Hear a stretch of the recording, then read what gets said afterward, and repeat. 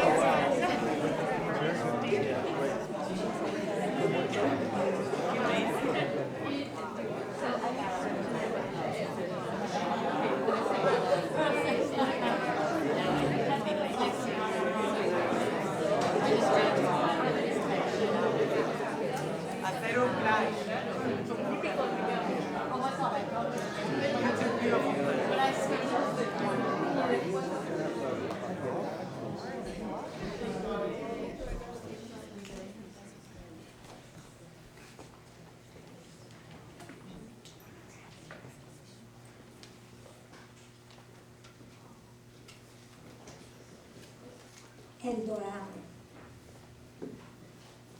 Cuenta la leyenda that the Inti shone so bright it turned everything into gold. Crowns, necklaces, our indigenous skin, the riches of the Inca Empire.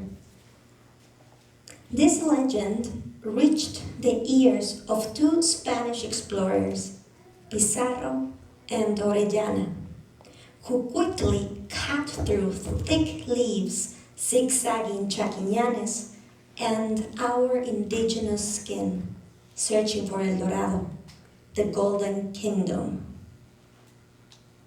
Quickly, they drowned in their desire for riches, as they were carried by a river as big as the main artery of the Americas, to their disenchantment. El Dorado was a myth, until a few years ago. In 2017, at the foot of the mountains Taita Imbabura in Mama Cotacachi, a farmer found a couple little rocks shiny as the Inti itself while building a road. Since then, flocks of nationals and internationals started digging Ecuadorian lands for a piece of El Dorado, saqueando y quemando los vestigios ancestrales que quedaron después de la primera colonización, leaving a concave tunnel underneath Andean soil, recognizable trace of a robbery, not only of people's resources, but a land's wholesomeness.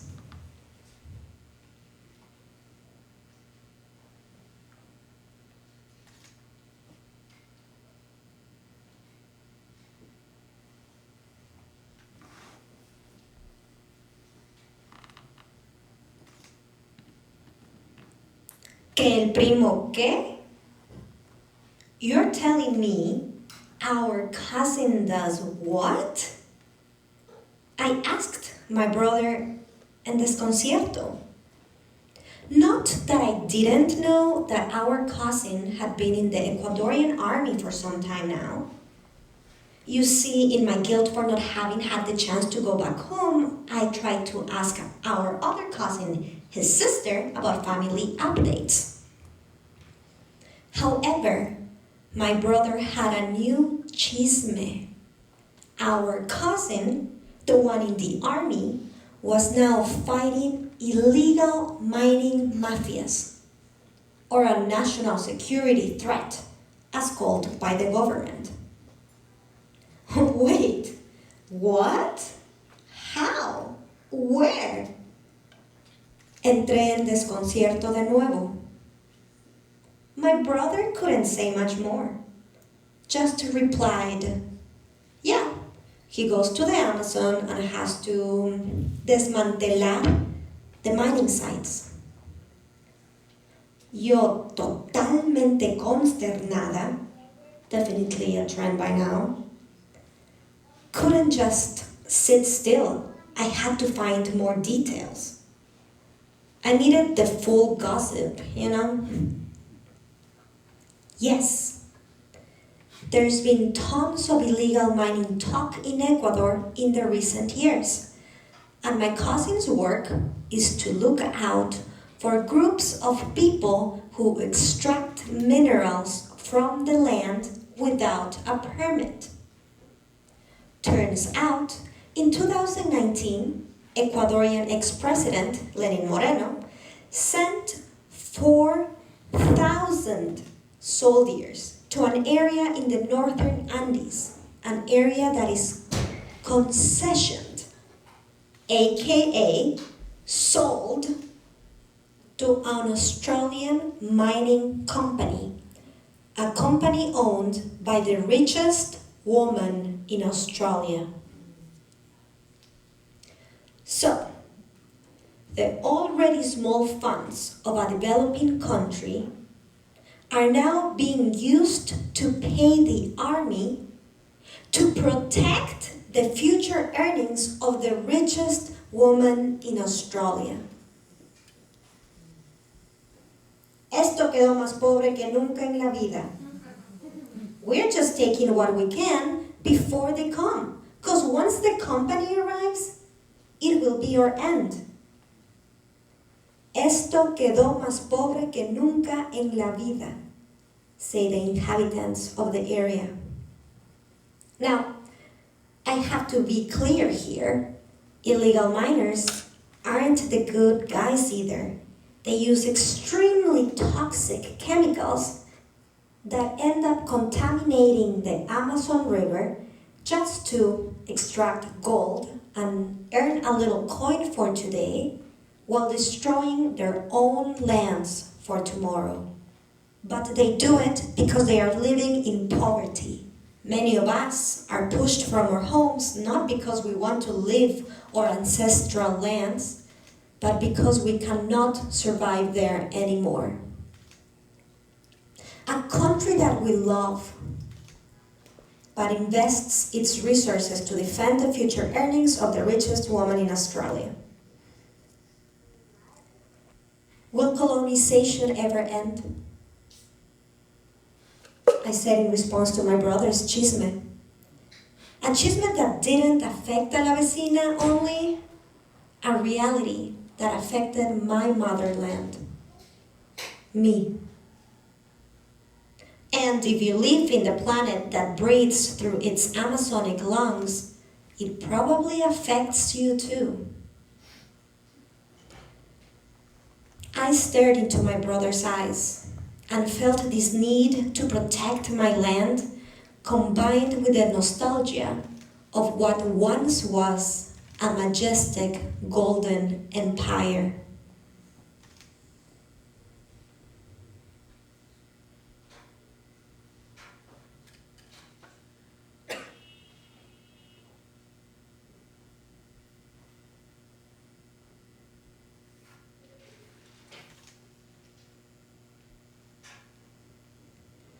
Si Ayasuni. On August 20th of this year, Ecuador as a whole voted against mining. Ecuador as a whole voted in favor of nature. It was a feeling as if my heart had dropped to my stomach when I read the news the next day. I could not believe it. Tears would fall down my cheeks as I was trying to grasp la inmensidad de esta decisión. A happiness for my love of Pachamamas couldn't be contained. She had spoken through us for her preservation, and we had, for the first time in history, listened to her calling. But then I felt the fear of a country's vote not being respected, or a period of poverty coming up. See, the colonization of the mind can be so powerful that I have moved through life in a scarcity mindset, in part because I always knew that Ecuadorian land resources might end sin aviso, just one day, finito. And so, unconsciously, I always felt that anything and everything I had one day could just magically vanish. Since I was a little girl growing up in Ecuador, I had known that oil was our biggest export. That's what they teach you in school. Our country is only worthy because of petrodólares. Es como una maldición, my dad said to me. A country that is rich in oil and land resources uses this as a crutch to not find a new way of existing, of moving forward. Yes, these resources bring money in, but once they are gone, we never learned how to stand up on our own 2 feet.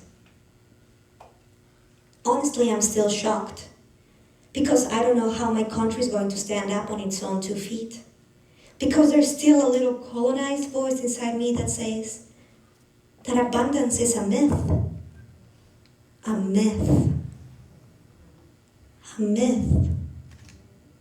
But if El Dorado was a myth, and it ended up becoming a reality, can abundance become a reality too? Or rather, is abundance the prosperity reality that Pachamama has been whispering to all of our ears all along? Can abundance be the antidote to feeling lost? Can abundance be the love we crave? You tell me. Do you believe in abundance?